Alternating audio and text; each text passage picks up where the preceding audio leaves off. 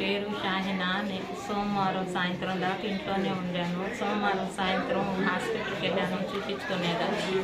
మా అమ్మోళ్ళ ఇంట్లో ఉంటే దగ్గరగా ఉంటుందని అక్కడ ఉన్నాను 2 రోజులు. మంగళవారం సాయంత్రం మా ఆయన వచ్చి లైట్ వేసుకొని వస్తారు.